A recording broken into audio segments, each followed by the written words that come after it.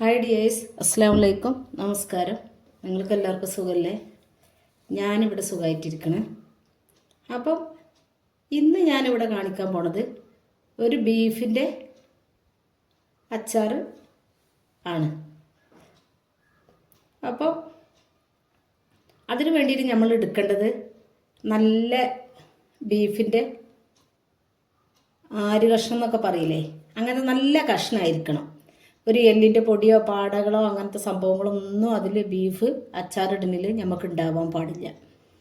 അപ്പോൾ അങ്ങനെ അച്ചാറുണ്ടാക്കിയാലേ നമുക്ക് കുറച്ച് ദിവസമൊക്കെ കൂടുതൽ സൂക്ഷിക്കുന്ന ആളുകൾക്കൊക്കെ അത് പറ്റുള്ളൂ. ഞാൻ ബീഫിൻ്റെതായാലും ഫിഷിൻ്റെതായാലും അച്ചാർ കുറച്ചേ ഇടുള്ളൂ. മറ്റുള്ള അച്ചാറുകൾ ഇടണ മാതിരി കൂടുതൽ ഇട്ട് വെക്കലില്ല. അതാകുമ്പോൾ നമ്മൾക്ക് പെട്ടെന്ന് കൂട്ടി തീർക്കണം. പിന്നെ അത്രത്തോളം കൂടുതൽ സൂക്ഷിക്കൽ ഒരു നല്ലതല്ലാന്ന് എനിക്ക് തോന്നിയതുകൊണ്ട് കേട്ടത്. എൻ്റെതായിട്ടുള്ള അഭിപ്രായമാണ് ഞാൻ പറഞ്ഞത്. അപ്പോൾ ഞാൻ അങ്ങനെയാണ് കുറച്ചേ ഉണ്ടാക്കുള്ളൂ.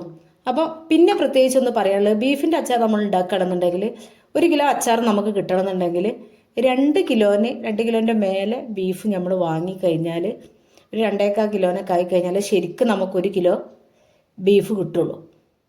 പിന്നെ കൂടുതൽ വെളുത്തുള്ളി ഇഞ്ചി ഒക്കെ ചേർക്കുമ്പോൾ 2 കിലോ വാങ്ങിക്കഴിഞ്ഞാൽ നമുക്ക് 1 കിലോ അച്ചാറൊക്കെ കിട്ടും. അപ്പോൾ സംഭവം നല്ല ടേസ്റ്റിയാണ്, അടിപൊളി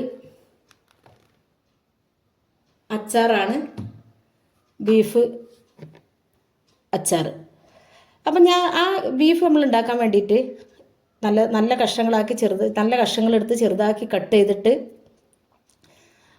അത് 1 മണിക്കൂർ എന്നെങ്കിലും നമ്മൾ വെള്ളം വാലാനായിട്ട് വെക്കണം. അതിന് ശേഷം നമ്മൾ അതിന് മസാല മിക്സ് ചെയ്യാൻ പാടുള്ളൂ. അപ്പം ഇത് മസാല മിക്സ് ചെയ്യാൻ വേണ്ടിയിട്ട് ഞാനിവിടെ 2 ടീസ്പൂണ് മുളക് പൊടി, 1/2 ടീസ്പൂൺ മല്ലിപ്പൊടി. ഇത് ഓപ്ഷണലാണ്. ഇത് ഞാൻ എൻ്റേതായ രുചിക്ക് വേണ്ടിയിട്ട്, ടേസ്റ്റിന് വേണ്ടിയിട്ട് ഞാൻ കൂട്ടണതാണ്. അത് വേണ്ടാത്തവർക്ക് ഒഴിവാക്കുക. പിന്നെ ആവശ്യത്തിനുള്ള മഞ്ഞൾപ്പൊടി, 1/4 ടീസ്പൂൺ കുരുമുളക് പൊടി, 1/4 ടീസ്പൂണ് ഗരം മസാല, അതേപോലെ 1/2 ടീസ്പൂണ്, ഒരു 1/4 ടീസ്പൂണ് വലിയ ജീരകം പൊടിച്ചത്, ആവശ്യത്തിന് ഉപ്പ്. പിന്നെ ഈ സമയത്ത് വേണമെങ്കിൽ കുറച്ച് വിനാഗിരി നിങ്ങൾക്ക് ചേർത്ത് കൊടുക്കുക, 2 ടീസ്പൂണോളൊക്കെ. പക്ഷേ ഞാനത് ചേർക്കുന്നുണ്ട്. അത് മസാല മിക്സ് ചെയ്തൊക്കെ ആയതിന് ശേഷമാണ് ഞാൻ ചേർത്ത് കൊടുക്കുന്നത്. പിന്നെ ഞങ്ങൾ കണ്ടില്ലേ, ബീഫ് ഇങ്ങനെയാണ് ഞാൻ ബീഫ് എടുത്ത് വെച്ചിട്ടുള്ളത്, കഴുകി വൃത്തിയാക്കി എടുത്ത് വെച്ചിട്ടുള്ളത്. ഇങ്ങനെ ഒരു ശകലം പോലും വെള്ളം അതിലില്ല. അപ്പോൾ ഇങ്ങനെ ആയിക്കഴിഞ്ഞാൽ നമുക്ക് അച്ചാർ കുറച്ച് സൂക്ഷിക്കണം എന്നുണ്ടെങ്കിലൊക്കെ ഇങ്ങനെ ചെയ്യും. എനിക്കത് സൂക്ഷിക്കാൻ മാത്രം ഞാൻ ഉണ്ടാക്കണില്ല. ഇത് കൂടിയാലും ഇവിടെ ഒരു 5-6 ദിവസത്തിന് ഇത് ഉണ്ടാവുള്ളൂ. അപ്പോൾ ഇങ്ങനെ കഷ്ണങ്ങൾ സെപ്പറേറ്റ് ആയി കിട്ടണം. ഒരു എല്ലിൻ്റെ പൊടിയോ അങ്ങനത്തെ സംഭവങ്ങളൊന്നും ഇതിലുണ്ടായിരിക്കരുത്. അങ്ങനെ വേണം നമ്മൾ ഈ അച്ചാർ ഉണ്ടാക്കാൻ ഇറച്ചി എടുക്കേണ്ടത്. അപ്പോൾ അത് നല്ലതുപോലെ കുഴച്ച് മസാല എല്ലാ സ്ഥലത്തും എത്തുന്നത് പോലെ നല്ലതുപോലെ കുഴച്ചിട്ട് എടുക്കണം. ഇത് ഞാൻ എനിക്കുള്ളതായതുകൊണ്ടാണ്, ഞങ്ങൾ വീട്ടിലുള്ളതായതുകൊണ്ടാണ് ഞാൻ കൈ വെച്ച് കുഴച്ചെടുക്കണത്. ഇനി അതിനാരും കമൻ്റായിട്ട് വരണ്ട, എന്താ കൈ വെച്ച് അങ്ങനെ കുഴച്ചെടുക്കണം എന്നുള്ളത്. വീട്ടിൽ ആവശ്യത്തിനുള്ളതായതുകൊണ്ട് ആണ് ഗ്ലൗസ് ഒന്നും ഇടാത്തത്. അപ്പോൾ നല്ലതുപോലെ തിരുമ്മി പിടിപ്പിക്കണം അതിൽ മസാല.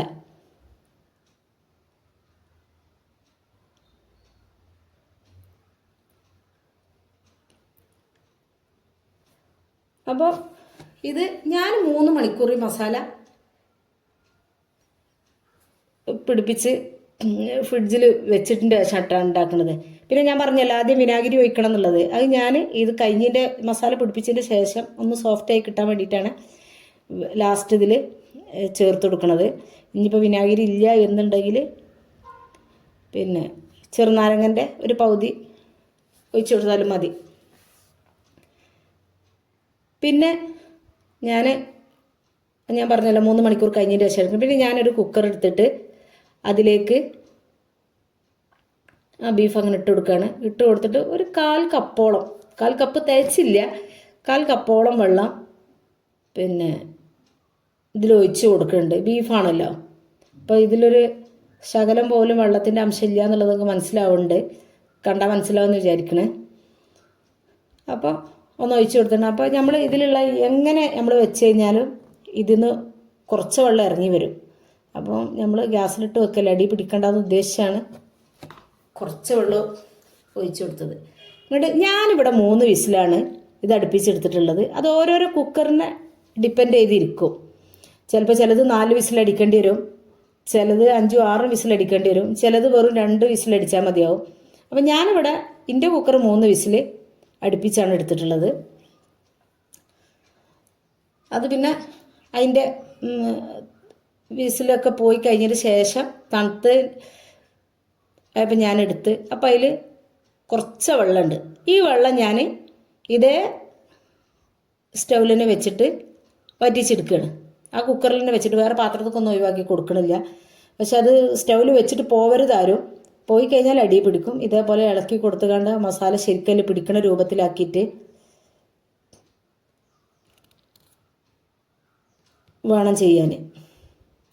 ഇളക്കിയെടുത്ത് നമുക്ക് ഇത് ശരിക്കും മസാല ശരിക്കും അതിലായിട്ട് കിട്ടണം. അപ്പോൾ അതെല്ലാവരും ശ്രദ്ധിച്ച് അങ്ങനെ ചെയ്യാം. അപ്പോൾ നിങ്ങൾക്ക് കണ്ടാൽ മനസ്സിലാവുമല്ലോ. അങ്ങനെ പിന്നെ ഇത് ഞാൻ നേരെ ഒരു പാത്രത്തിലേക്ക് ഒഴിച്ച് വെച്ചൊന്ന് തണുത്തതിന് ശേഷമാണ് പിന്നെ അത് ഫ്രൈ ചെയ്തിട്ട് എടുക്കുന്നത്.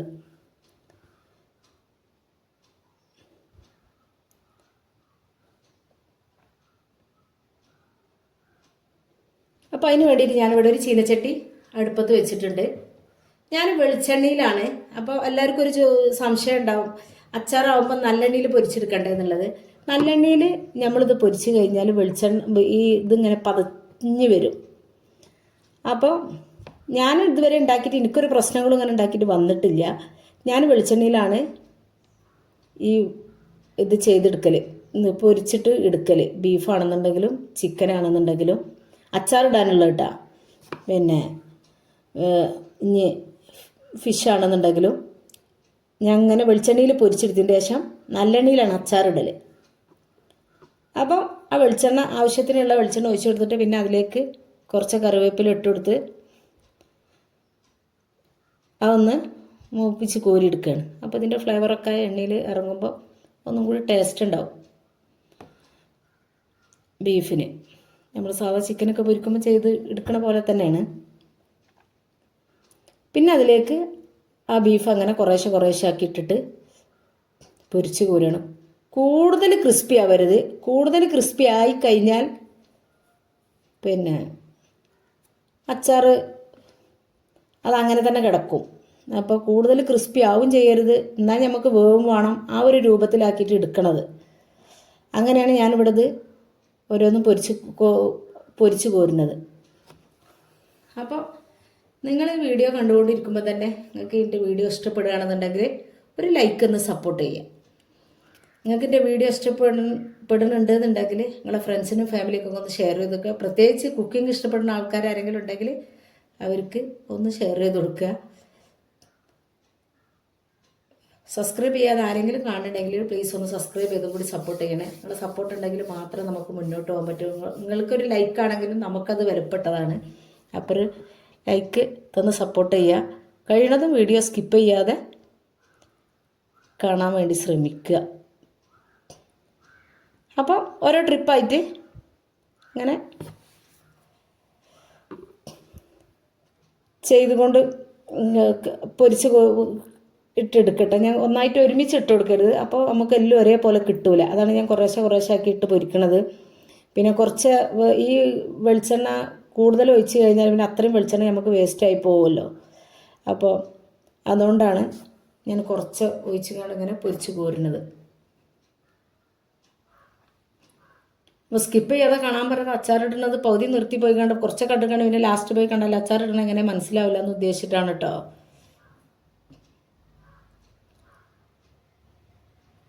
ഇപ്പോൾ ആർക്കും ഇത് ഉണ്ടാക്കി നോക്കാൻ പറ്റും. എല്ലാവരും വീട്ടിലും ബീഫുള്ളതായിരിക്കും. അതിന് കുറച്ചെടുത്തിട്ട് നല്ല കഷ്ണങ്ങൾ നോക്കി തിരഞ്ഞെടുത്തിട്ട് എല്ലാവരും ഒന്ന് ഉണ്ടാക്കി നോക്കിയതിൻ്റെ ശേഷം നിങ്ങൾ കമൻ്റ് അറിയിക്കുക. ബീഫിൻ്റെ അച്ചാറിനെ പറ്റി ഒന്നും പറയാനില്ല, അത്രക്കും ടേസ്റ്റാണ്.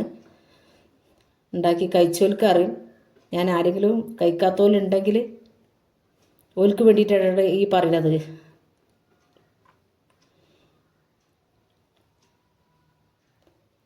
അപ്പോൾ അങ്ങനെ എല്ലാം പൊരിച്ച് കോരിയെടുത്തതിൻ്റെ ശേഷം പിന്നെ ഇതിലേക്ക് കുറച്ച് കൂടുതൽ ഇഞ്ചി വെളുത്തുള്ളി ഇത് എടുക്കണം. അപ്പോഴാണ് ഇതിന് ഒന്നുകൂടി ടേസ്റ്റ് എടുക്കുക. പക്ഷെ അത് ചതക്കും ചെയ്യരുത്, നമ്മളിങ്ങനെ അരിഞ്ഞിട്ടെടുക്കണം. ചെറുതാക്കി ഇഞ്ചി കുറച്ച് നീളത്തിലാക്കിയിട്ട് അരിഞ്ഞിട്ടെടുക്കുമ്പോൾ നമുക്ക് അതിൻ്റെ കൂടെ ഇതും കൂടി കടിക്കാൻ കിട്ടുമ്പോൾ നല്ല ടേസ്റ്റാണ്. പിന്നെ ഞാനതൊക്കെ പൊരിച്ച് കോരി കഴിഞ്ഞതിന് ശേഷം കുറച്ച് നല്ലെണ്ണ ഒഴിച്ച് കൊടുക്കണേ. ഞാൻ പറഞ്ഞില്ല നല്ലെണ്ണയിലാണ് അച്ചാർ ഉണ്ടാക്കിയെടുക്കുന്നത്. ബീഫ് പൊരിച്ചെടുക്കുന്നത് മാത്രമാണ് വെളിച്ചെണ്ണയിൽ. അപ്പോൾ അങ്ങനെ അതിലേക്ക് ഒരു 1/2 ടീസ്പൂണ് കടുക് ഇട്ട് കൊടുത്ത്, പിന്നെ ബീഫിൻ്റെ അച്ചാറാണ്. ഞാൻ ഒരുവിധ അച്ചാറിലൊക്കെ ഉലുവ ചേർത്ത് കൊടുക്കലുണ്ട്. ബീഫിൻ്റെ അച്ചാർ ആയതുകൊണ്ട് ഉലുവ അതിലേക്ക് നിർബന്ധമാണ്. അപ്പോൾ അത് ഇട്ട് കൊടുത്ത്, പിന്നെ ഞാൻ പറഞ്ഞല്ലോ ഞാൻ അത്യാവശ്യം ഇഞ്ചി ഇതിലേക്ക് എടുത്തിട്ടുണ്ട്. അതുപോലെ തന്നെ വെളുത്തുള്ളി, പിന്നെ ഒരു 5 പച്ചമുളകാണ് ഞാൻ എടുത്തിട്ടുള്ളത്. അത് ഓരോരുത്തർ എരിവിന് എത്ര വേണ്ടത് വെച്ചാൽ കുട്ടികളുടെ വീടുകളിലൊന്നാണെങ്കിൽ കൂടുതൽ എരിവ് പറ്റില്ല. അപ്പോൾ അതിനനുസരിച്ച് എടുത്തു കൊടുക്കുക. ഒരിക്കലും ആരും ചതച്ചിട്ടിട്ട് കൊടുക്കരുത്, ഇങ്ങനെ തന്നെ ഇട്ട് കൊടുക്കണം. പിന്നെ കറിവേപ്പില വേണമെന്നുണ്ടെങ്കിൽ ചെറുതാക്കി അരിഞ്ഞ് ചേർത്ത് കൊടുക്കട്ടോ. പക്ഷെ ഞാൻ അരിഞ്ഞിട്ടല്ല, ഞാൻ ഫുള്ളായിട്ട് തന്നെയാണ് ഇട്ട് കൊടുത്തിട്ടുള്ളത്.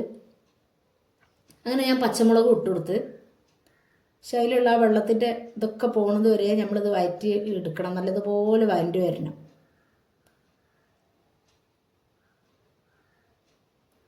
അതുകൊണ്ട് ഏകദേശം മൂപ്പായതിൻ്റെ ശേഷം പിന്നെ ഞാൻ ഇതിലേക്ക് ഇതിട്ട് കൊടുക്കുന്നുണ്ട് കറിവേപ്പില അതേപോലെ തന്നെ റെഡി ആയതിൻ്റെ ശേഷം പിന്നെ അതിലേക്ക് ഞാൻ ഇട്ട് കൊടുത്തത് 2 ടീസ്പൂൺ മുളക് പൊടിയാണ്. നേരത്തെ മസാല മിക്സ് ചെയ്ത അതേ ടീസ്പൂണിൽ 2 ടീസ്പൂൺ. പക്ഷേ അത് ഇതിൽ വീഡിയോ ആയിട്ട് കുടുങ്ങിയിട്ടില്ല. പിന്നെ അപ്പോൾ അതൊരു ഫോട്ടോ ആയിട്ടാണ് കിട്ടിയത്. അപ്പോൾ നിങ്ങൾ 2 ടീസ്പൂൺ മുളക് പൊടിയാണ് ഞാനിതിൽ ചേർത്ത് കൊടുത്തത് കേട്ടോ.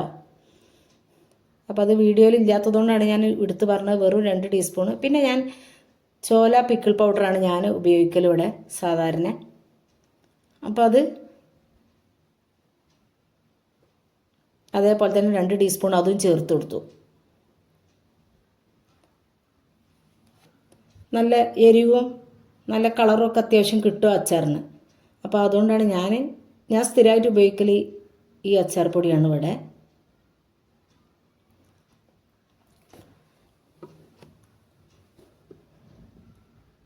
അപ്പോൾ അത് നല്ലതുപോലെ തീ നല്ല സിമ്മിലിട്ട് കൊടുക്കണം, അല്ലെങ്കിൽ പൊടികളൊക്കെ കരിഞ്ഞു പോകും.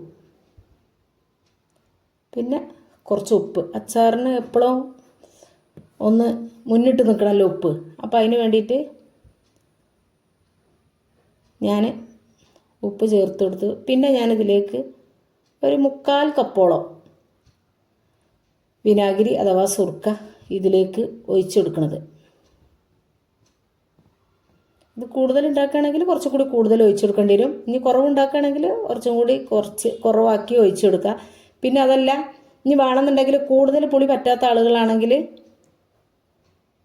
കുറച്ച് ഇതിലുണ്ടാക്കി കഴിഞ്ഞതിന് ശേഷം പിന്നെ തിളച്ച് ചൂടാറിയ വെള്ളം കുറച്ച് ഒഴിച്ചു കൊടുക്കുക, പുളി കുറക്കാൻ വേണ്ടിയിട്ട്. ഇനി കുറച്ച് പുളി മതി എന്നുണ്ടെങ്കിൽ.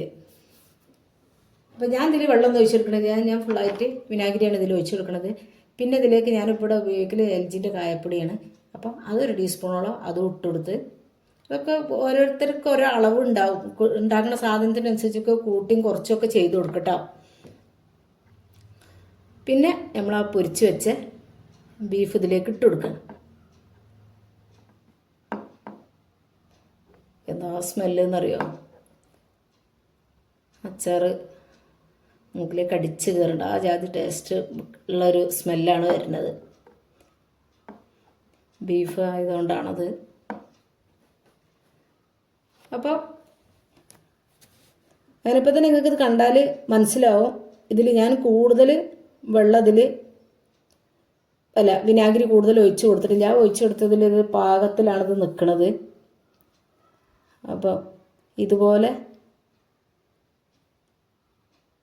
ഈ ഉള്ളൊരു രൂപത്തിലാണ് ഇതുള്ളത്. അപ്പോൾ നിങ്ങളും ഇതുപോലെ ഒന്ന് ഉണ്ടാക്കി നോക്കിയിട്ട്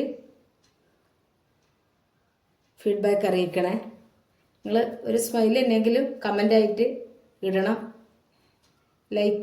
ലൈക്ക് ആരും തരാതിരിക്കണതല്ല, അത് വീഡിയോ കണ്ടുകൊണ്ട് നിൽക്കുമ്പോൾ മറന്നു പോണതാണ്.